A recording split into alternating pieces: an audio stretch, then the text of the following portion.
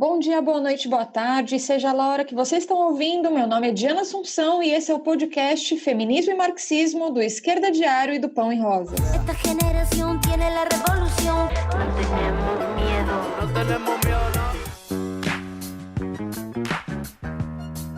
Abre aspas.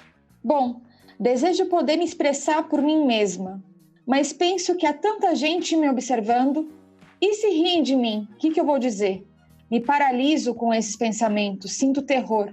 Então você acaba ficando com a boca fechada, mas o seu coração arde. Fecha aspas. Essa citação poderia ser hoje, em qualquer lugar do mundo. Quantas mulheres não tiveram medo de falar? Mas é um relato de uma das anônimas, daquelas mulheres sem nome, das que não conhecemos, das que não têm fotos, não estão nos livros, das que mesmo com medo, com a perna tremendo, gaguejando, abaixando a cabeça, sentiam que o coração ardia e então elas se atreveram. Por isso o tema de hoje é Revolução Russa, mas poderia ser também empoderamento. Em 1917, já não havia espaço para o silêncio, e em um só grito foram as mulheres que deram início à maior revolução operária da história da humanidade, se empoderando não apenas enquanto indivíduos, mas como uma só classe. Por isso, aguentem firme que hoje vai longe, mas vai valer a pena, eu espero. Na semana passada, elaborando o episódio sobre as mulheres na Revolução Haitiana, a gente decidiu lançar a série Revoluções, do nosso podcast Feminismo e Marxismo. E aí que a gente já engatou aqui em outros sobre revoluções também, mas é porque não faz sentido fazer um podcast sobre feminismo marxista e não analisar e aprender com os processos revolucionários, porque é aí, minha gente, que a teoria se prova na prática. O nosso episódio hoje está turbinado com a presença ilustre de Paula Almeida, doutora em Literatura e Cultura Russas pela Universidade de São Paulo, tradutora de obras literárias e de especialidade do russo ao português e também parte das edições Iskra. Dá um oi pra gente, Paula. Oi, Diana, oi, Natália, oi, queridas ouvintes do podcast Feminismo e Marxismo. É um prazer enorme estar aqui com vocês hoje para falar dessa experiência que, ao meu ver, é uma das mais encantadoras da história da humanidade. Obrigada pelo convite, spasiba. Muito bem-vinda, Paula. Estou muito feliz com a sua presença aqui hoje. E também a gente vai contar com nossa querida Natália Angelossi, diretora das edições Iskra e tradutora do livro Mulher, Estado e Revolução, da historiadora norte-americana Wendy Goldman. Dá um oi pra gente, Nath. Oi, Di. Oi, Pavla. Muito bom estar aqui de novo, gente. Um maior prazer. E, gente, vai ter promoção de livro hoje? Vai, sim. Vai! Muito bom. Então, pessoal, ouçam até o final. Gente, antes de começar, eu queria pedir para a Paula explicar um pouco para a gente o lance do calendário, que eu acho que vai ajudar aqui no nosso entendimento nesse episódio sobre a Revolução Russa. Explico sim, Diana. Eu também acho muito importante isso, porque às vezes causa algumas confusões em torno das datas, né? Por que dizemos, por exemplo, Revolução de Fevereiro ou Revolução de Outubro, mas também nos referimos a março e novembro para falar dos mesmos eventos? Até 1918, a Rússia usava o calendário juliano, ao passo que a maioria dos países ocidentais, como a gente chama, naquele momento, já aplicavam o calendário gregoriano, que tinha sido promulgado no século XVI, pelo Papa Gregório, daí o nome. Há uma diferença de 14 dias entre um e outro, e, evidentemente, essa mudança de calendário não teve lugar ao mesmo tempo em todo o mundo, o que causa até hoje uma certa confusão na harmonização de datas, como a gente chama, né, e na datação dos eventos entre os séculos 16 e 20, é um longo período. No caso da Rússia, ou da União Soviética, né, se quisermos, a mudança se deu em 31 de janeiro de 1918, de modo que o dia seguinte a esse não foi o dia 1º de fevereiro, mas o dia 14 de fevereiro de 1918.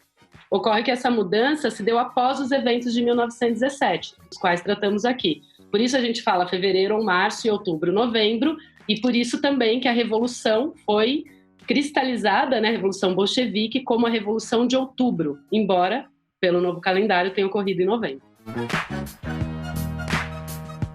Bom, então o nosso assunto hoje vai ser a experiência de 1917. É um fato que falar sobre as mulheres e a Revolução Russa é falar da maior experiência pela libertação feminina da história da humanidade, nada menos que isso. Né? Não tem nada a ver com uma mudança somente cultural ou subjetiva em si mesma, que muitos feminismos pós-modernos, né, apresentam hoje. Não tem nada de romântico, nem de pacifista, nem de gradual. Né? Muitas das teorias feministas pós-modernas, sem uma estratégia para realmente vencer, terminam aí no estreito horizonte do capitalismo, buscando apenas ampliação de direitos, que depois nos retiram, né? Enaltecendo uma suposta emancipação individual ligada ao próprio corpo, mas mantendo intactas as bases e a raiz que sustentam essa opressão e sem apresentar nenhum plano de libertação científico para as mulheres. E como vocês vão poder ouvir hoje, o bolchevismo e a luta das mulheres não tem nada a ver com essas teorias. Né? Mas antes de entrar mais a fundo na questão de gênero, só algumas considerações gerais e aquela contextualizada básica. A Revolução Russa, ela foi tão importante, ela teve uma importância histórica, porque ela demonstrou que os trabalhadores eles podem atuar como uma classe para si, e não somente uma classe em si mesma. Que os trabalhadores podem colocar de pé organizações próprias, como soviets, né, que significa conselhos de delegados eleitos, e ter um partido que reunisse a vanguarda para dirigir o conjunto da classe e das massas. E foi assim que os trabalhadores e trabalhadoras russas protagonizaram o episódio mais importante da história da humanidade.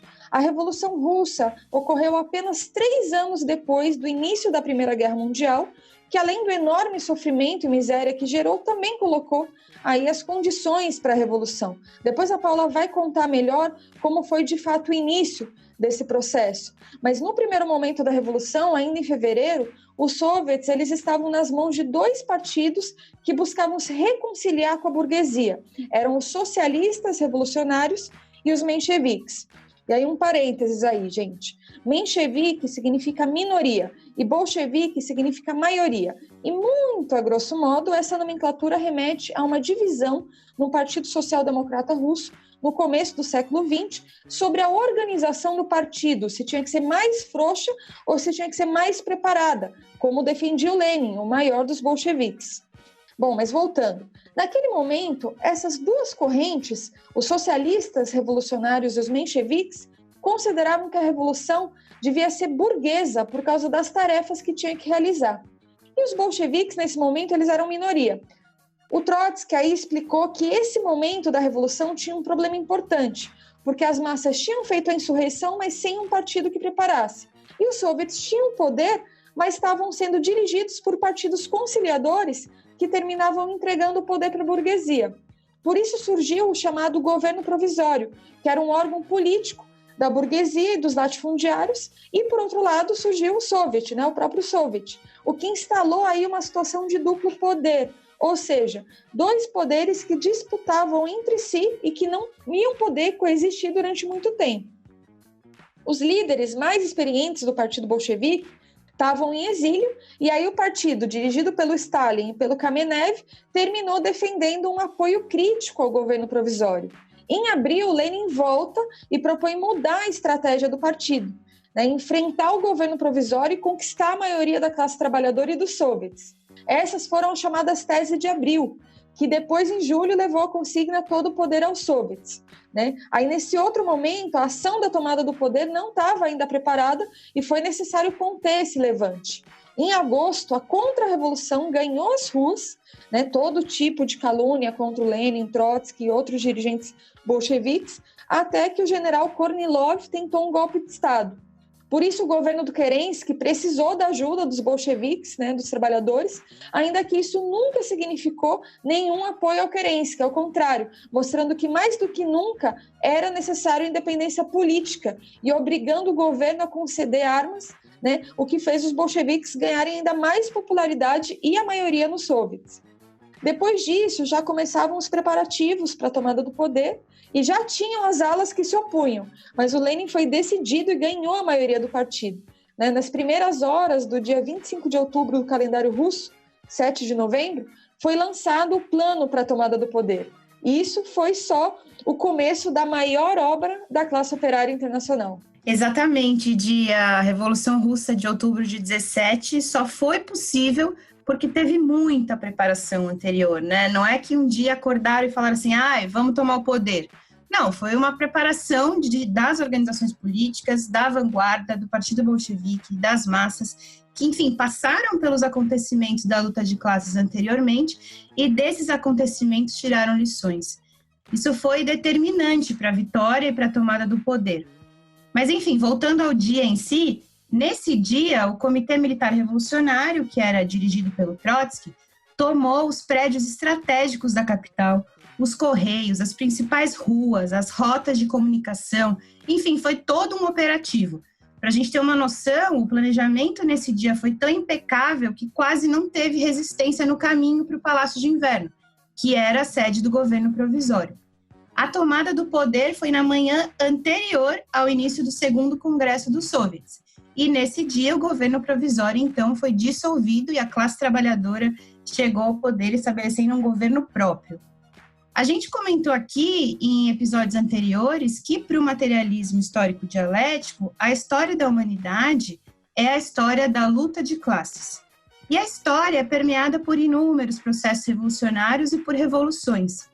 E existem momentos históricos onde tudo se torna possível, onde é possível a gente repensar como a gente estrutura o nosso mundo, a distribuição da riqueza, o modo de produção e até as relações humanas mais básicas. Como diz a Wendy Goldman, historiadora e autora do livro Mulher, Estado e Revolução, que a Di mencionou no começo do programa, mas ela esqueceu de mencionar que ela foi quem escreveu o prefácio da edição brasileira de 2014, a Wendy Goldman diz o seguinte: a Revolução Russa foi um desses momentos onde tudo se torna possível. Mas por que será, né, que a Revolução Russa de 1917, que aconteceu há quase 103 anos, tem tanta importância até hoje? Primeiro porque é importante a gente olhar para trás e ver que a gente não precisa partir do zero, a gente não precisa começar tudo de novo. Eu acho que em tempos de corona, que, enfim, o capitalismo dá amostras a cada segundo de que não deu certo, o legado da Revolução ganha ainda mais importância. É como se as experiências da luta de classes anteriores a gente carregassem uma soma de lições que são essenciais para a gente pensar em como transformar as coisas pela raiz hoje. Além disso, foi um processo tão rico que comprovou a necessidade do Partido Revolucionário, a centralidade da classe trabalhadora como sujeito político, a importância de organismos de auto-organização, como a Di contou, né, os soviets, o internacionalismo como algo estratégico para a expansão da Revolução Mundial. E não bastasse tudo isso, foi com os trabalhadores no poder que as mulheres conseguiram direitos que até hoje a gente não tem, como o fim da dupla jornada, o direito ao aborto, e tiveram direitos que, inclusive, foram conquistados décadas mais tarde em outros países, como o direito ao divórcio, a obrigação do pagamento de pensão pelos homens. Enfim, esses são alguns temas que a gente vai aprofundar aqui e, enfim, de quais foram as conquistas das mulheres. Mas acho que, para além disso, né, uma das principais lições que a Revolução e os anos que vieram depois dela mostram é de que a Revolução Russa foi a prova cabal de que não existe libertação possível das mulheres por fora de acabar com o capitalismo. O que muitas feministas hoje defendem, de que o que basta é as mulheres terem um lugar ao sol, sem questionar a sociedade de classes, a Revolução Russa mostrou na prática que a gente pode ir por muito mais. Mostrou que o fim da opressão está diretamente ligado ao fim da sociedade de exploração e que, para isso, o que nos une não é o nosso gênero em si, e sim a nossa classe. Nossa, é muito interessante essas duas coisas que a Natália coloca, né? De que, por um lado, não é o gênero, mas a classe que nos une, e por outro, que não foi tipo, opa, vamos tomar o poder, mas teve toda uma preparação de anos. Por isso, né, eu acho que é sempre muito importante voltar ao século XIX russo. Claro, não é o caso aqui, nesse podcast, de aprofundar esse tema. Por isso, eu gostaria de indicar às pessoas que nos estão ouvindo que assistam a aula inaugural aberta da professora Simone Shibashi sobre o Lenin. É um curso que está ocorrendo, inclusive, no campus virtual. Por que eu indico essa aula, né? Porque nela a Simone oferece um apanhado desse fundamental pano de fundo que, mais que formar o próprio Lenin e seu pensamento, é formador do próprio processo revolucionário russo, se o tomarmos de maneira mais ampla. E está disponível no YouTube do Esquerda Diária, é só procurar lá. Do caso particular das mulheres, né, ainda no século XIX, basta dizer que a questão da mulher, em russo, Женский вопрос, foi um tema que atravessou os principais debates dos radicais russos daquele século, e isso foi determinante para que em fevereiro ou março de 1917, na capital do Império Russo, São Petersburgo, que à época se chamava Petrogrado, deflagrasse uma série de greves que vai culminar em uma greve geral, a qual, por sua vez, abriria o caminho para a Revolução Russa. É muito comum, principalmente em certa bibliografia burguesa, se dizer que a Revolução começou com as mães pedindo pão na porta do czar. O que não é de todo errado, mas esconde o fundamental. Eram mães, mas não apenas mães. Eram, principalmente, mulheres trabalhadoras. O Império Russo, naquele momento, estava envolvido na Primeira Guerra Mundial. E não é novidade para ninguém que, em situações de guerra, devido ao deslocamento dos homens para os frontes, são as mulheres que acabam por assumir os postos de trabalho tidos como masculinos. E na Rússia não foi diferente. Tanto é que, naquele momento, na capital, as mulheres constituíam 47% da força de trabalho. É muita coisa se a gente pensar nessa época. Ora, e nós estamos falando ainda de um país fundamentalmente agrário que, embora tivesse passado por um processo de modernização a partir especialmente das 2 últimas décadas do século XIX, ainda contava com um regime autocrático, uma aristocracia que vivia no mais puro luxo e ostentação, ao mesmo tempo lutava uma guerra e mantinha a população na mais absoluta miséria. Havia um clima de ebulição social no ar. A carestia era tamanha que se chegava a passar 40 horas por semana em filas para comprar comida, cujos preços eram cada vez maiores. E a consequência óbvia disso foi que essas mulheres, que se encontravam diariamente nessas longas filas, e lembremos que estamos falando do inverno russo, então as temperaturas eram baixíssimas, começaram a conversar. E sobre o que conversavam? Sobre a czarina, que se envolvera num escândalo com o místico Rasputin, né? Sobre o czar, que encomendava ovos de Fabergé para o jubileu da dinastia Romanov, sobre a guerra, sobre a falta do pão, sobre a necessidade de justiça social, ou seja, sobre as rosas, que tanto falamos. Afinal, né, também comentavam nessas filas sobre o que fazer. A grande pergunta do século XIX russo, que tem um desfecho no século XX. E é nesse contexto que essas trabalhadoras, mães, filhas, mulheres, com jornadas de 12 a 14 horas, apartadas de seus companheiros que lutavam no fronte e tornadas arrimos de família, obrigadas a sustentar suas crianças e sem poder fazê-lo, se revoltam e tomam as ruas em manifestações massivas que derrubam a autocracia. É impressionante. Sim, impressionante, Paula. Muito bom. Inclusive, na obra A História da Revolução Russa, o Trotsky ele fala o seguinte sobre esse momento aí inicial da Revolução. Era o Dia Internacional da Mulher. Os círculos social-democratas pretendiam marcar esse dia do modo tradicional. Reuniões, discursos, panfletos. Ninguém imaginou que este poderia ser o primeiro dia da Revolução. Nenhuma só organização chamou greves naquele dia. Apesar disso, na manhã seguinte, as operárias têxteis em várias fábricas saíram em greve e enviaram delegados aos metalúrgicos, pedindo apoio. Os bolcheviques concordaram. Então foi fato. As mulheres trabalhadoras foram a faísca da Revolução. Essa aí é uma citação muito forte do Trotsky sobre esse começo. E, de fato, nenhum partido tinha convocado oficialmente uma greve geral para esse dia. A Revolução de Fevereiro se iniciou, então, com uma greve das operárias têxteis que, por decisão própria, abandonaram as fábricas e se dirigiram em grupos a outras empresas, chamando os operários a abandonar o trabalho. Elas buscaram especialmente os metalúrgicos e elas foram bem convincentes. Assim, elas começaram a tirar paus, bolas de neve, pedras nas janelas das fábricas, gritando: abaixo a guerra, pão para os trabalhadores. Enfim, uma coisa bem forte. Sim, bem ofensivas, né? Nossa, chegaram bem delicadas para falar com os metalúrgicos. Muito bom. E nessas manifestações tiveram um papel destacado várias militantes bolcheviques. No começo da Revolução de Fevereiro, 2 mulheres bolcheviques, a Nina Agadanova e a Maria Vidrina, organizaram assembleias de trabalhadoras e esposas de soldados, greves nos locais de trabalho e manifestações massivas. Buscaram armas para o povo, ao mesmo tempo que elas iam garantindo a libertação dos prisioneiros políticos e também organizaram unidades de primeiros socorros. A Nina, ela tinha se juntado aos bolcheviques em 1907. Ela integrou grupos do partido no famoso bairro de Vyborg, né, que foi um importante bairro operário, desde 1914, e ela trabalhou como secretária do jornal Rabotnitsa, que significa operária, né? Ela foi detida e enviada ao exílio em 1916, mas ela escapou e voltou para Petrogrado, onde ela conseguiu começar a trabalhar em uma fábrica metalúrgica. Quando Lenin volta para Petrogrado, em abril de 17, a Nina, ela integra a delegação operária de Vyborg, que vai esperar ele ali na estação da Finlândia.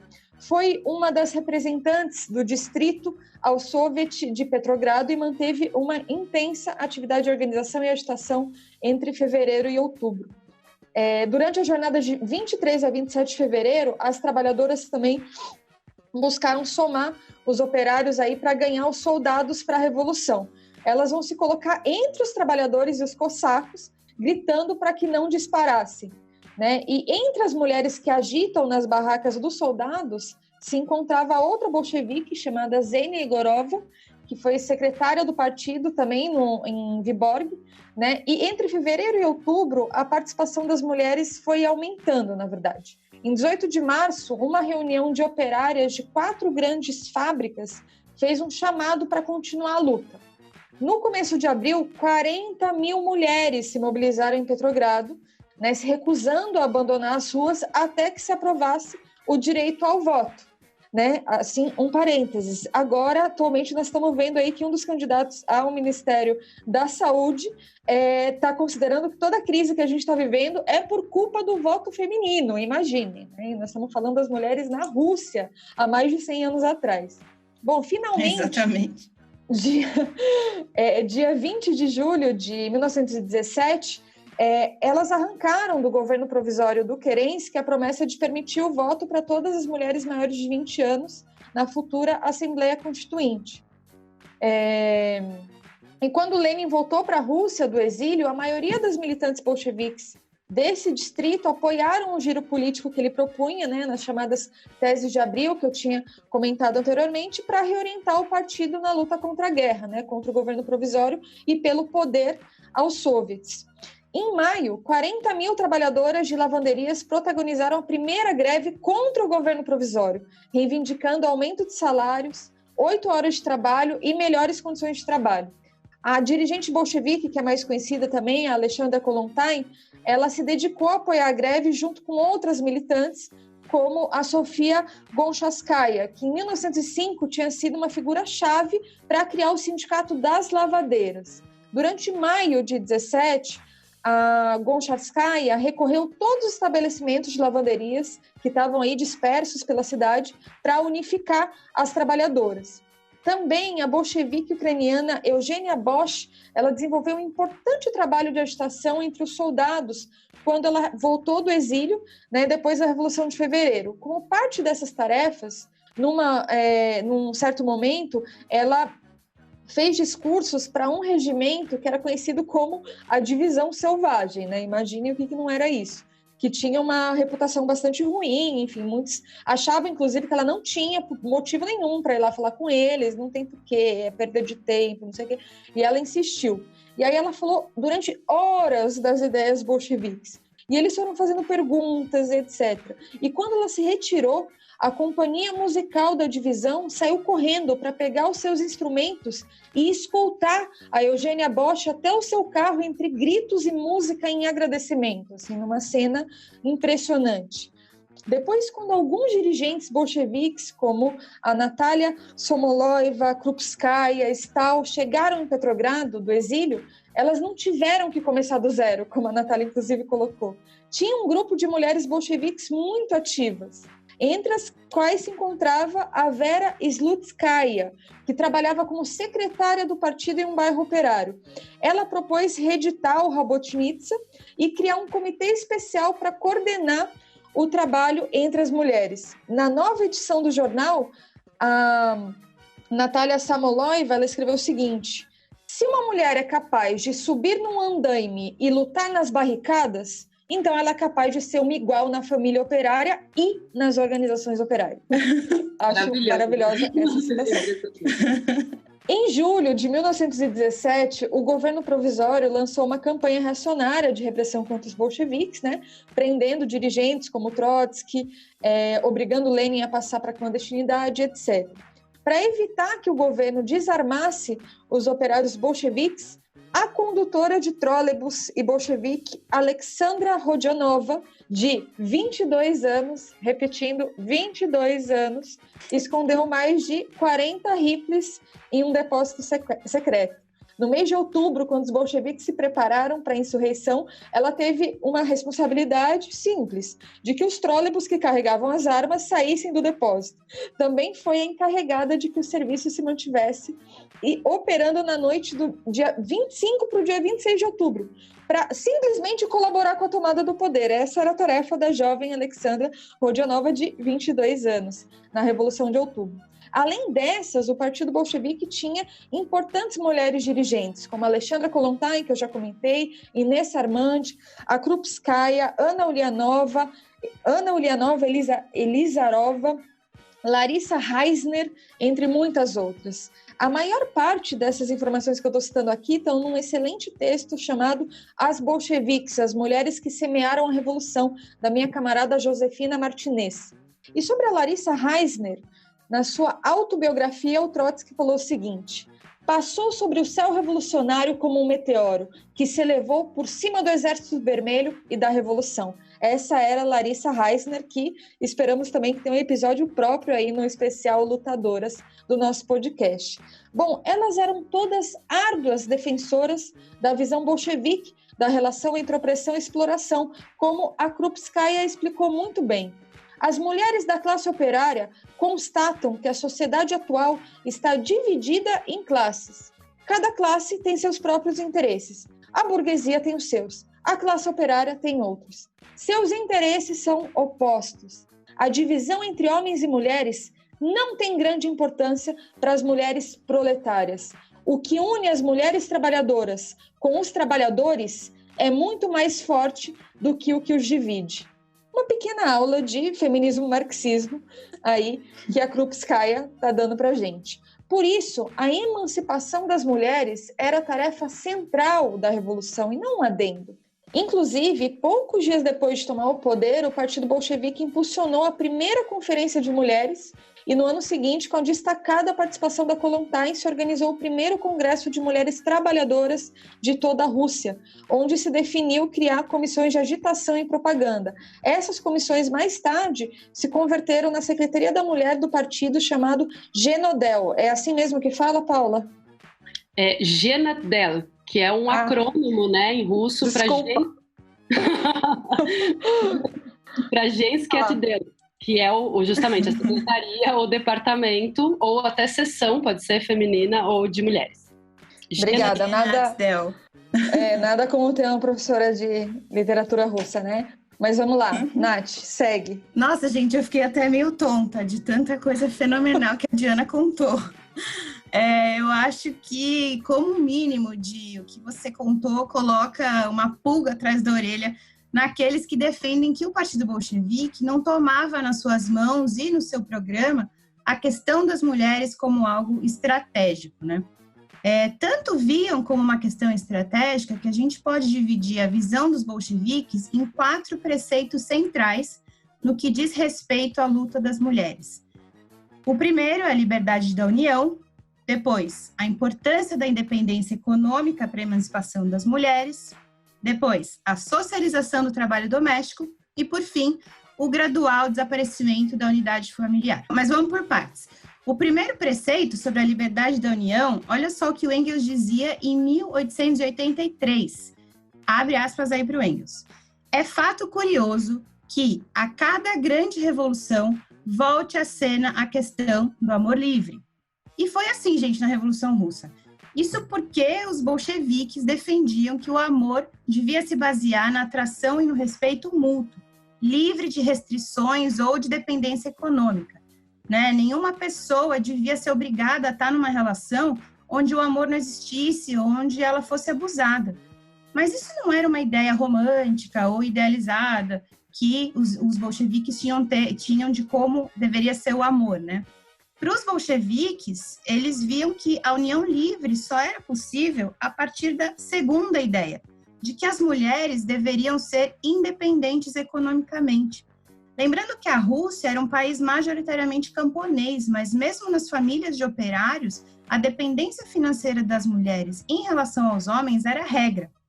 Os bolcheviques viam, então, que não existia libertação possível das mulheres, não existia possibilidade de liberdade de união, por fora de garantir às mulheres a capacidade de se autossustentar e de serem economicamente independentes.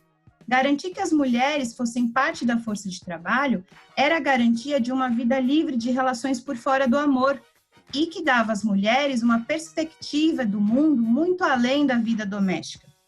Mas essa questão está ligada ao terceiro preceito, ao terceiro pilar da visão dos bolcheviques, que é o da socialização do trabalho doméstico, ou seja, terminar com a dupla jornada, já que o trabalho doméstico é aquele trabalho essencial para a manutenção da vida e que é realizado pelas mulheres sem qualquer tipo de pagamento, né? Isso até hoje. O cuidado das crianças, lavar, limpar, cozinhar, o cuidado dos idosos, dos doentes. Para os bolcheviques, o trabalho doméstico tinha que ser transferido para a esfera pública, tinha que ser transferido ao âmbito econômico e tinha que ser realizado pelos trabalhadores assalariados, trabalhando em restaurantes, em creches e lavanderias públicas. Isso garantiria que as mulheres pudessem ser sujeitos políticos, escolhessem o que faziam com seu tempo, imaginar e concretizar a vida para além das tarefas domésticas. Então, acho que quando a gente fala, né, da atualidade das lições da Revolução Russa, essa é ou não é uma das coisas que as feministas e organizações revolucionárias deveriam defender com unhas e dentes hoje. Acho que a gente tem, né? É um exemplo, assim, na história onde isso deu certo e acho que, enfim, é muito apaixonante. Enfim, o último pilar, né, da visão dos bolcheviques, mas não menos importante, é a ideia do definhar da família. O bolchevique Yakovlevich disse o seguinte sobre a família, alguns anos depois da tomada do poder. A família será enviada ao Museu de Antiguidades para que descanse ao lado da roca de fiar, do machado de bronze, da carruagem a cavalo, do motor a vapor e do telefone com fio. Ou seja, esse definhar significava o desaparecimento gradual conforme não tivesse mais necessidade da instituição familiar. Esse quarto pilar, então, está ligado muito, né, aos três primeiros. Uma vez que existisse a união livre ou não existissem necessidades econômicas que obrigassem a manutenção do casamento, não existisse a dupla jornada nas costas das mulheres, não ia existir a necessidade do casamento enquanto instituição.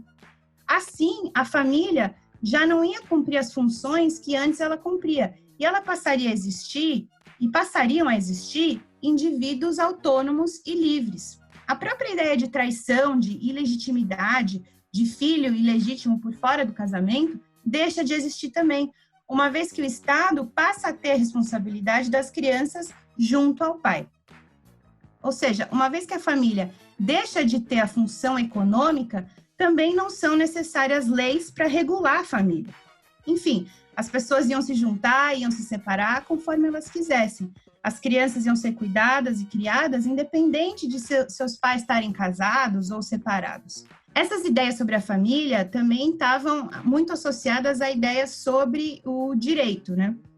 Porque não só a família ia desaparecer gradualmente, os bolcheviques e muitos outros revolucionários acreditavam que, em algum tempo, além da família, o Estado e as leis também iam passar a definhar, a desaparecer. Olha só isso. Eles criaram, em 1918, um código que se chamou Código da Família, que tinha como objetivo, em última instância, fazer com que as leis se tornassem supérfluas, ou seja, fazer com que as leis deixassem de existir. O Alexandre Goikhbar, que inclusive foi um dos que escreveu o Código da Família de 1918, ele disse naquele momento, em 1918, o seguinte: claro que ao publicar esses códigos jurídicos, o poder proletário não deve depender dele por muito tempo. o poder proletário cria suas leis dialeticamente, para que a cada dia da sua existência reduza a necessidade da sua existência. Assim, gente, é poesia aos ouvidos, porque imagina, você criar leis para elas, inclusive, deixarem de existir.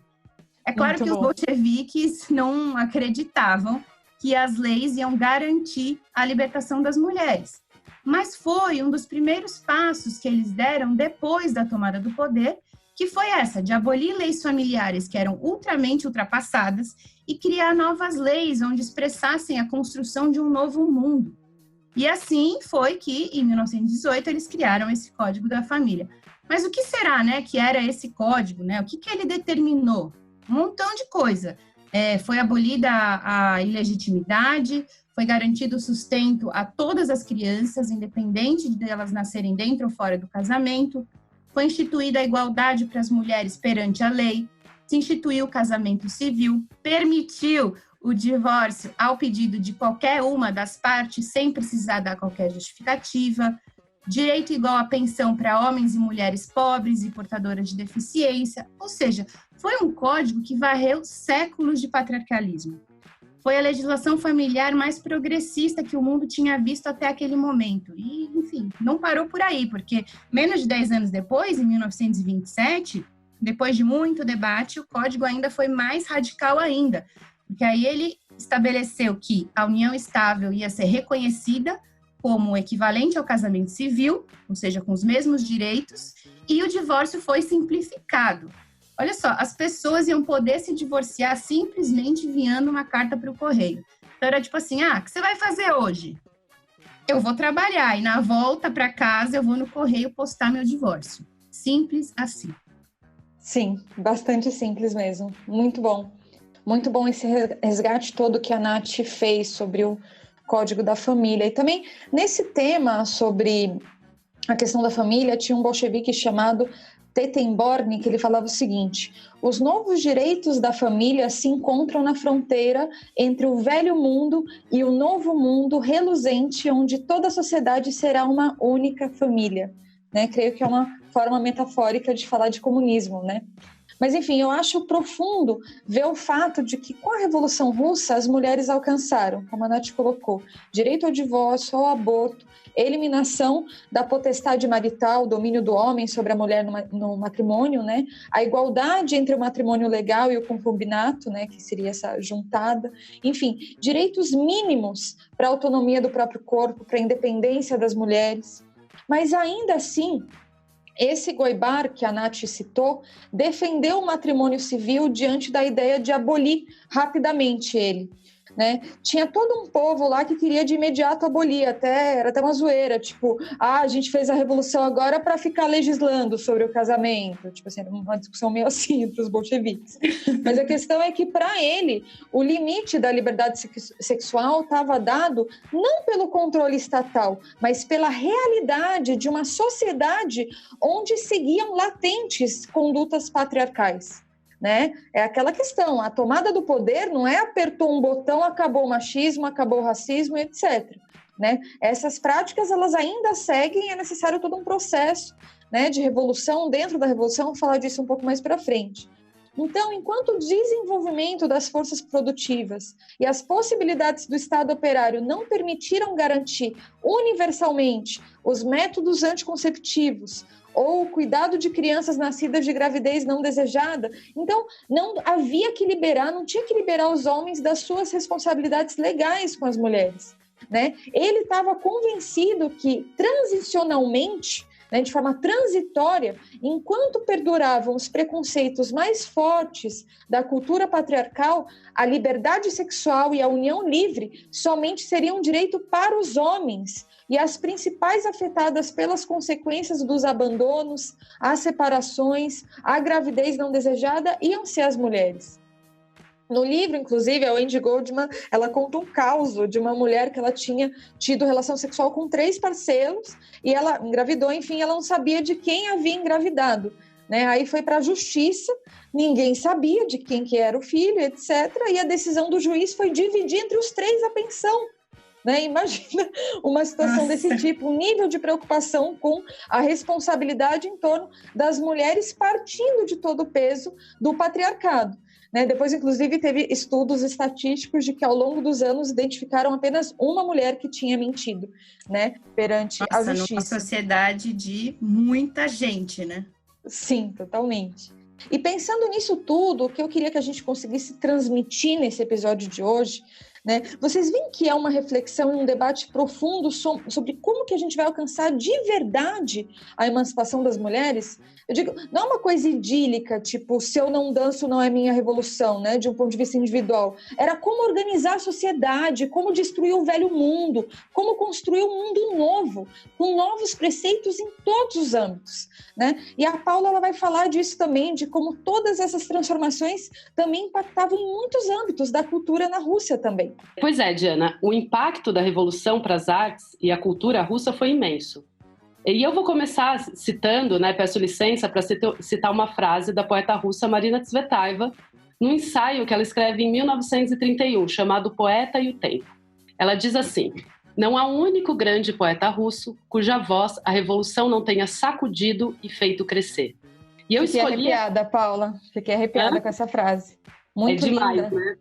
É demais. E eu citei ela, né, para começar, porque oferece uma boa medida do impacto que a Revolução Russa e a de Outubro, especialmente, teve para as artes em geral na Rússia, né? Também para a cultura, se entendemos a cultura no sentido mais amplo. Bom, eu não queria falar aqui, né? Não vou falar aqui, vocês, por favor, fiquem à vontade para me complementar, das enormes e importantes transformações no que se refere à massificação do acesso ao conhecimento, a educação em larga escala das massas, a estatização das gráficas, a impressão massiva de material de alfabetização, mesmo com a extrema carestia de papel, os vagões de cinemas que rodavam a Rússia levando notícias da Revolução, a organização de saraus literários, saraus poéticos que enchiam ginásios, fenômenos literários de escritores que ofereciam círculos de leitura e escrita aos operários, dos quais saíram artistas brilhantes. Um exemplo é o Yuri Alyesha, que é pouco conhecido entre nós, mas temos tradução e eu recomendo com ênfase, que fez uma oficina de escrita e depois começou a escrever romances, um em especial chamado Inveja, escrito em 1927, que capta, na minha opinião, muito bem a virada, porque passou o regime, enfim. São todos esforços bastante destacáveis, avanços efetivos, inclusive no âmbito da educação, e da cultura e na transformação material da realidade prática imediata e, consequentemente, do modo de vida. Tudo isso, como eu disse, é muito importante e deve ser sempre lembrado e reivindicado. Mas eu gostaria aqui, né, de aproveitar esse espaço para jogar luz em um outro aspecto, que às vezes fica eclipsado, né? E se refere ao próprio rompimento do tecido social e os impactos desta na produção artística russa a partir do advento da Revolução de Outubro. Eu costumo dizer que o choque de outubro colocou as vanguardas russas em xeque. Agora, o que queriam esses artistas de vanguarda? Qual o papel que eles imaginavam cumprir, né, nesse processo? Grosso modo, esse momento que antecede a Revolução de Outubro é um momento de explosão criativa enorme. A proposta das vanguardas russas, dos artistas em geral, era romper com o passado, o velho, para criar o novo, o futuro. Em 1912, Mayakovsky, né, um poeta bastante conhecido nosso, juntamente com outros companheiros seus do grupo Cubo Futurista, publicam um manifesto que ficou bastante famoso. Ele se chama Bofetada no Gosto Público. E nesse manifesto eles declaram: jogar Pushkin, Tolstói, Dostoiévski, etc., etc., de bordo do navio da atualidade. Ocorre que veio a Revolução e, com ela, a ideia de romper com o passado para criar o futuro tornou-se algo material, empreendido pelas massas, com as mulheres, como dissemos, né, como estamos vendo, na vanguarda. Não era mais um movimento da inteligência, não era mais a criação artística que busca cristalizar esteticamente uma ideia ou um tipo social, com o objetivo último, e essa é uma particularidade da literatura russa, da transformação social por meio da arte. O fato é que, naquele momento, toda a prosa e toda a cantoria tinham ganhado materialidade. O rompimento com o passado e a construção do futuro se davam na prática. E isso impunha, evidentemente, um desafio a todos, incluindo os artistas. É por isso que, mais tarde, em 1923, em um novo manifesto, o mesmo Mayakovsky, agora dirigindo a LEF, que é uma sigla em russo para Levi Front Iskусств, em português, o fronte esquerdo das artes, vai dizer, e eu cito: a revolução transportou para outro campo o palco das nossas ações críticas. Temos de reexaminar nossa tática. Jogar Pushkin, Tolstói, Dostoiévski, etc., etc., de bordo do navio da atualidade era nosso lema de 1912. Os clássicos eram nacionalizados. Os clássicos se veneravam como leitura única. Os clássicos eram considerados arte intangível, absoluta. Os clássicos pesavam sobre tudo que era novo, com o bronze dos monumentos e a tradição das escolas. Agora, para 150 milhões, um clássico não é mais que um habitual livro de estudo. E eu cito, esse balanço do poeta, pois penso ser esta uma bela síntese da ideia que busquei passar rapidamente aqui, ou seja, aqueles que com a tinta, da caneta, do pincel, da imaginação, pretenderam criar o futuro, haviam sido superados pelo presente. Por isso, sendo eles grandes e uma geração assim bem poucos países tiveram, suas vozes só podiam crescer. Claro que um nível de transformação assim não poderia deixar de operar também uma transformação profunda na vida cotidiana e nos costumes. Por isso, antes de passar de volta a bola para a Diana, eu gostaria de dizer só mais uma coisinha, que é o seguinte: esta foi uma geração que cantou e pregou o amor livre e manteve entre si, especialmente depois da Revolução, relações erótico-amorosas que deixariam hoje a ministra Damares Alves de cabelo em pé. Ah, mas ficaria doida a Damares com essa situação. Nossa, adorei todas as informações que você colocou, Paula, muito bom. E eu acho muito importante esse aspecto que você abordou, porque a realidade é que sem uma elevação da cultura e da educação não era possível a libertação das mulheres, né? Acho que por isso a Revolução Russa empreendeu também uma revolução pedagógica sem precedentes. Todos os cidadãos que sabiam ler e escrever foram mobilizados num gigantesco plano de alfabetização. Foram publicadas coleções populares dos clássicos para serem vendidos a preço de custo. Se estabeleceu a escolaridade mista, se definiu a educação num caráter politécnico coletivo, aboliram as provas, e decretaram que as escolas fossem regidas por soviets de estudantes, professores e funcionários. Em alguns meses, proclamaram a gratuidade do ensino universitário. A Wendy Goldman, no livro que a gente citou desde o começo, também relata que as hierarquias de todo tipo foram questionadas. Não somente o monarca e seus homens da lei, a polícia e os sacerdotes, os proprietários e os gerentes, os oficiais e os amos, como também aquelas dentro da família, contra o poder dos pais, mas também de outras ordens de organização social. Até teve uma experiência de uma orquestra sem maestro, por exemplo. Tinham bolcheviques que defendiam, por exemplo, que as pessoas teriam que ter o direito de escolher o próprio nome. Por que é meu pai que vai definir o meu nome? Um pouco essa discussão. E outros bolcheviques chegaram a debater amplamente, ainda que isso não se realizou, a construção de cidades de crianças, autogovernadas por elas, com a colaboração de profissionais da educação e da saúde. Já imaginaram essa loucura?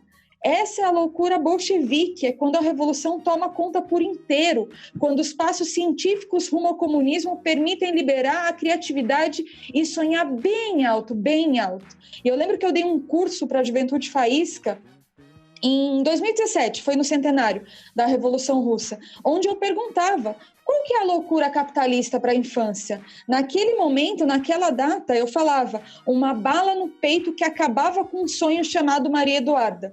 E já foram muitos sonhos assassinados, e eu posso fazer de novo essa fala hoje, infelizmente, falando que a loucura capitalista assassinou um sonho chamado João Pedro. Isso é o capitalismo. Enquanto os bolcheviques pensavam loucuras como uma cidade para as crianças, o capitalismo dá tiro todos os dias nas nossas crianças, e especialmente nas negras. É disso que a gente está falando quando a gente fala de uma revolução.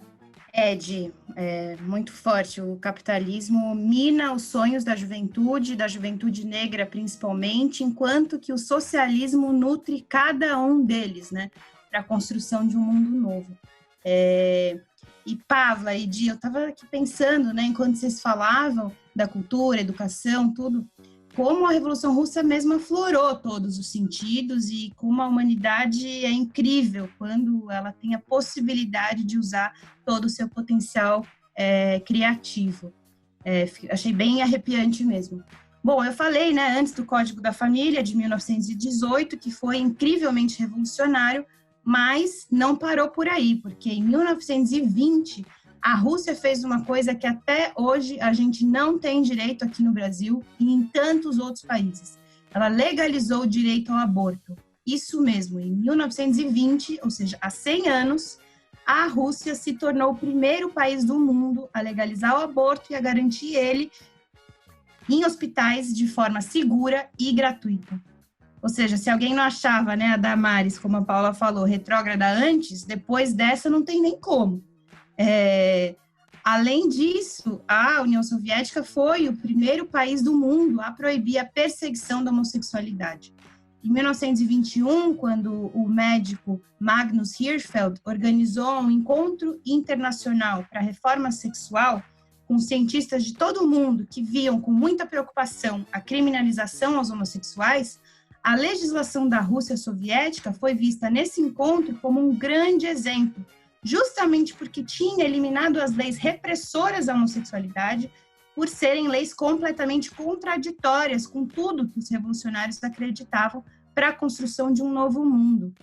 Olha só, os bolcheviques fizeram tudo isso 56 anos antes dos Estados Unidos legalizarem o aborto. 50 anos antes da Inglaterra colocar fim à perseguição aos homossexuais. 70 anos antes da Argentina liberar o divórcio. E 66 anos antes do Brasil liberar o divórcio. Mas, né, assim como as leis, o Código da Família e todas as medidas que foram tomadas pelo Partido Bolchevique no caminho da libertação das mulheres eram abertamente consideradas insuficientes. Como Lenin já dizia, a igualdade perante a lei não é igualdade perante a vida. As mulheres não iam ser libertadas por decreto, né, como disse a Diana, apertar um botão e pronto. Era preciso uma revolução dentro da revolução, para varrer todos os preconceitos e atrasos nos âmbitos econômicos, sociais e culturais. E como a gente disse antes, né, foram inúmeras as medidas concretas que o Estado operário tomou para a libertação das mulheres. Então, as leis se combinavam com uma prática real e não eram, então, em nada, um papel molhado. Como disse a Nath antes, né, poesia aos ouvidos. Eu tô aqui encantada e arrepiada, gente.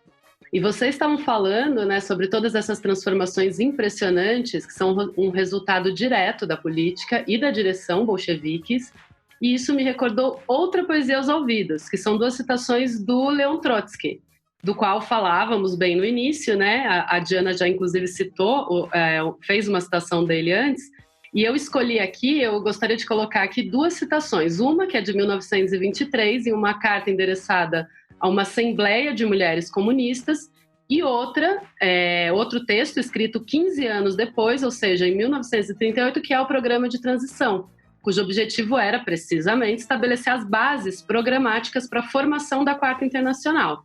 E, de novo, eu peço licença a vocês, né, e aos ouvintes, para ler ambas as citações, que vai ser um tanto longa, e eu vou ler uma em seguida da outra, porque, na minha opinião, impressiona a coerência depois desse considerado intervalo de tempo, e tendo nesse mesmo intervalo ocorrido, né, como sabemos, a traição da Revolução Bolchevique por Iosif Stalin. Então, cito: a rotina cega do costume tem, infelizmente, uma força grandiosa. Em nenhum lugar o costume é tão cego e surdo quanto na restrita e obscura vida cotidiana familiar. E quem seria chamada a estar na linha de frente da luta contra o modo de vida bárbaro da família, senão a mulher revolucionária? Com isso não quero dizer, de modo algum, que os operários conscientes não devem se ocupar da obrigação de trabalhar pela reconstrução das formas econômicas da vida familiar e, acima de tudo, da alimentação, da educação e da formação das crianças. Mas, com mais energia e mais persistência, lutam pelo novo aqueles que com o velho estão sofrendo. E na atual vida cotidiana familiar, a parte que mais sofre é a da mulher, esposa e mãe. Esta é a carta, né, endereçada à Assembleia Extraordinária das Mulheres Comunistas. Agora eu vou ler o trecho do Programa de Transição, que eu disse, que está numa parte intitulada Lugar para a Juventude, Lugar para as Mulheres Trabalhadoras, diz Trotsky. Aspas. Todas as organizações oportunistas, por sua própria natureza, concentram seu interesse nas camadas superiores da classe operária e, consequentemente, ignoram tanto a juventude quanto as mulheres trabalhadoras. Ora, a época de declínio do capitalismo reserva à mulher seus mais duros golpes, tanto na condição de trabalhadora como de dona de casa. As seções da Quarta Internacional devem buscar apoio nas camadas mais oprimidas da classe operária e, portanto, entre as mulheres que trabalham. Nelas, encontrarão inesgotáveis fontes de devoção, abnegação e espírito de sacrifício. Abaixo o burocratismo e o carreirismo, lugar para a juventude e para a mulher trabalhadora. Estas são as consignas inscritas na bandeira da Quarta Internacional. Ou seja, para Trotsky, as mulheres trabalhadoras eram um componente-chave para a Revolução Social, para a sua efetivação. Quando dizemos que a mulher trabalhadora é a vanguarda do sujeito social da Revolução, não estamos recorrendo à fraseologia, uma vez que é sobre os nossos ombros que pesam as mais duras opressões. E não custa lembrar que em nosso país a pele dessa trabalhadora é a negra. É por isso que dizemos que no Brasil a revolução será feminina e negra. Reivindicar, portanto, um lugar para a mulher trabalhadora não é lançar mão de uma simples palavra de ordem, um lema, um slogan. Há um sentido profundo nessa reivindicação, que é precisamente seu conteúdo social e político, ou seja, da mulher trabalhadora como força motriz da revolução. Como vimos, no caso da Revolução Russa, que começaram e continuaram. Muito bom, Paula, muito bom. E eu acho que é importante ver, desde toda essa perspectiva, porque a classe trabalhadora, para se colocar verdadeiramente como sujeito revolucionário, tem que se colocar pela hegemonia do conjunto dos setores oprimidos, levantar suas bandeiras, colocando que as mulheres trabalhadoras e camponesas pobres sejam linha de frente da luta contra a exploração e a opressão. Por isso que as experiências históricas que a gente teve, em especial a experiência da Revolução Russa, que é uma das mais emblemáticas, inclusive do ponto de vista da questão da mulher, como a gente demonstrou hoje nesse episódio, mostram que a revolução é uma condição necessária para abrir espaço para a libertação das mulheres e dos setores oprimidos. Sem isso, é diretamente uma utopia. Considerar, como algumas feministas consideram, que é possível se emancipar dentro do capitalismo, isso sim é uma utopia. A revolução, como foi o caso da Revolução Russa, mostrou uma experiência onde a necessidade de colocar outras bases materiais e econômicas era fundamental para permitir a libertação das mulheres, já que nesse sistema, atravessado pelas questões capitalistas em cada relação social, inclusive nas relações pessoais, é impossível ter uma libertação real. Agora, uma sociedade socialista teria que colocar em primeiro lugar as condições materiais e as condições econômicas para libertar as mulheres da dependência financeira, inclusive que tem em relação aos homens. E um dos grandes debates que ocorreram na Revolução Russa era a impossibilidade de alcançar a libertação e a igualdade das mulheres sem ter uma planificação da economia. Estava diretamente ligada a essa reflexão. Como a Natália colocou, o Lenin dizia que era necessário conquistar a igualdade das mulheres, não somente perante a lei. E para isso a planificação da economia era totalmente necessária, mas insuficiente. Ou seja, a revolução operária e socialista é a condição necessária e a única possibilidade das mulheres conquistarem isso.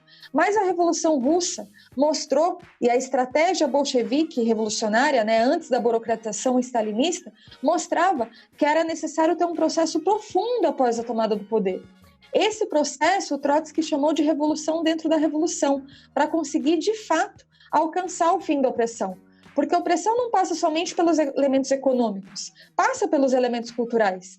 Não se faz uma revolução, como a gente repetiu algumas vezes, e de repente a classe operária, os camponeses pobres não são mais machistas, por exemplo. Porque tem resquícios do pensamento capitalista, ou no caso da Rússia, como Trotsky dizia, até do pensamento feudal, obscurantista, que conduziam a mulher a ser uma presidiária, praticamente dentro de casa. Ele definia a família quase como uma pequena empresa, não questionando os valores emocionais da família, mas pela questão da dupla jornada, pela qual a mulher era obrigada a ficar no trabalho doméstico, ficando o dia inteiro fazendo algo ultra repetitivo, sem receber nada, como a Natália tinha colocado, sem poder se organizar politicamente, sem ser considerada parte da classe trabalhadora, inclusive. Esse elemento é muito importante. A revolução proletária e socialista é uma condição necessária para libertar as mulheres, é a única possibilidade que a gente tem, mas não termina com a tomada do poder, porque a classe operária precisa fazer uma revolução que é internacional, diferente do que conduziu à burocratização na União Soviética, que levou a manter um socialismo num só país, que a gente, inclusive, não vai aprofundar aqui, porque sim, vai ter um programa somente sobre o stalinismo e a questão das mulheres, os stalinos vão pirar, mas, enfim, voltando, ao contrário disso, é muito esperado esse episódio, aguarde. Mas, ao contrário disso, a verdadeira estratégia revolucionária defende uma revolução que seja a nível internacional e que leve até o final a possibilidade de uma sociedade onde a gente possa acabar com toda forma de opressão e exploração. Né? Por isso eu queria voltar a essa definição. É possível que um sistema baseado na exploração de uma pequena classe de parasitas sobre a grande massa de trabalhadores assalariados do mundo inteiro atenda às demandas dos setores oprimidos? Né? Quem está acompanhando o podcast desde o começo, essa praticamente é a pergunta que perpassa todas as discussões. Né? Por quê? Porque é o que tentam nos fazer acreditar. Né? Por isso ficam incentivando o movimento feminista a se empoderar, para tentar manter essa sociedade como está, né? Para se apropriar da nossa luta, né? E não para a gente subverter toda a ordem social, né? Ainda que a gente vive hoje num governo misógino, né, ultra-reacionário como do Bolsonaro, é um fato que muitos governos mundo afora, empresas e o próprio Estado buscam conceder alguns direitos para conter a explosividade da nossa força, mas aí ficam incentivando os valores femininos, né, de igualdade, lute como uma menina, e tá lá o Itaú falando, lute como uma menina, etc. A questão é, o feitiço pode aí se voltar contra o feiticeiro, ou o tiro sair pela culatra, né, digamos assim. O impulso do neoliberalismo em cooptar os movimentos sociais, em especial de gênero, né, alentando o empoderamento feminino como forma de extensão do Estado capitalista para melhor dominar, pode estar saindo do controle, né, ou do script da agenda neoliberal, né, e também das burocracias, do controle das burocracias. Né, o que eles querem dividir em lutas separadas se une através da luta de classes, né? E a Revolução Russa foi um dos maiores exemplos disso. A gente viu nos últimos anos um fenômeno eletrizante que, colocando com tanta ênfase um sentimento de poder para metade da população de todo mundo, que durante séculos é tratada como um sujeito subordinado na sociedade, realmente pode ter consequências explosivas. Né? Essa propaganda do empoderamento, e pode não ser o que eles querem de controle. Esse sentimento, gente, de empoderamento, se tomado pelas amplas camadas femininas da classe trabalhadora, cada vez mais feminina e negra em nosso país, né, com uma estratégia que conduza essas lutas parciais a uma luta contra o Estado capitalista, pode fazer com que o plano neoliberal de neutralizar a luta das mulheres a faça explodir justamente a partir do seu extrato mais oprimido e explorado, o batalhão de mulheres trabalhadoras em todo o mundo. São imigrantes, mulheres negras, trabalhadoras do campo, indígenas, operárias, nos hospitais, professoras, empregadas domésticas. A classe trabalhadora no Brasil e no mundo cada vez mais tem rosto de mulher, muito diferente, inclusive, da situação da classe operária no início do século XX, frente às revoluções, incluindo a Revolução Russa, onde, por mais que a gente expressou aqui várias mulheres, era majoritariamente masculino. Isso se expressava, inclusive, nas direções também. Isso pode nos fazer levantar a hipótese de que, diante desse impulso do movimento de mulheres internacional, no qual se disputam distintas estratégias, o impacto que tenha na classe operária seja de uma luta cada vez mais subversiva contra o Estado capitalista, que não se permite cair no conto de fadas da luta para quebrar o teto de cristal, né, como é chamado, quando as mulheres do imperialismo americano do Trump não se preocupam com a vida das meninas imigrantes, ou acreditar que a mera ampliação de direitos pode garantir a nós a nossa emancipação, ou que a gente vai ser nenhuma menos no estreito horizonte dessa sociedade capitalista que nos arranca tantas mulheres como também arrancou Marielle. Né? Por tudo isso, ainda que nas últimas décadas a força do movimento feminista tenha arrancado direitos fundamentais, a gente não pode ignorar que isso ocorreu ao mesmo tempo que aumentou a precarização do trabalho e particularmente num país onde as mulheres negras continuam recebendo 60% a menos do que os homens brancos. E sim, a gente vai repetir esse dado em todos os episódios. Então, portanto, né, a gente quer um feminismo socialista, de classe, para ecoar a voz das milhões de mulheres e meninas que compõem ainda hoje 70% da população pobre de todo o mundo e que são justamente as maiores vítimas da violência estatal.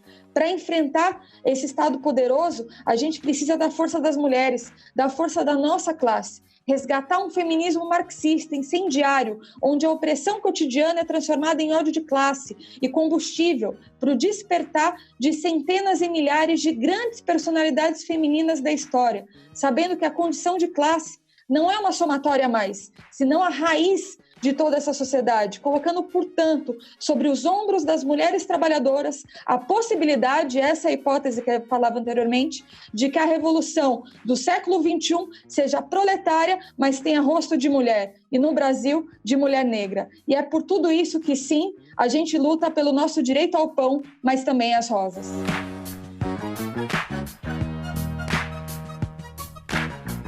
Gente, seria possível eu morar nesse episódio de hoje?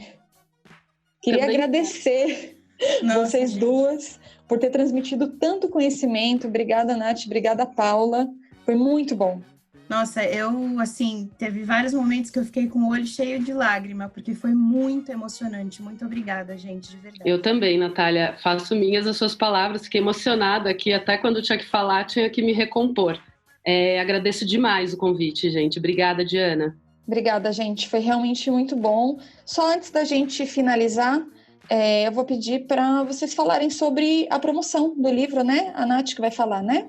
Pois é, a gente falou bastante, né, do livro Mulher, Estado e Revolução, da Wendy Goldman, que a Di escreveu o prefácio. É um livro que a gente fez em coedição, né? Ou seja, a gente das edições Iskra, a gente fez em coedição com a Boitempo.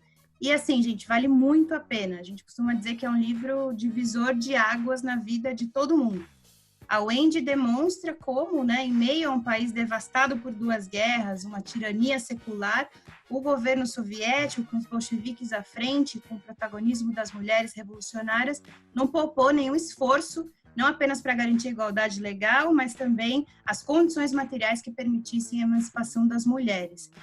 Enfim, também passa pelas imensas contradições desse processo, bem como os terríveis retrocessos, né, impostos às conquistas das mulheres depois do domínio da burocracia stalinista.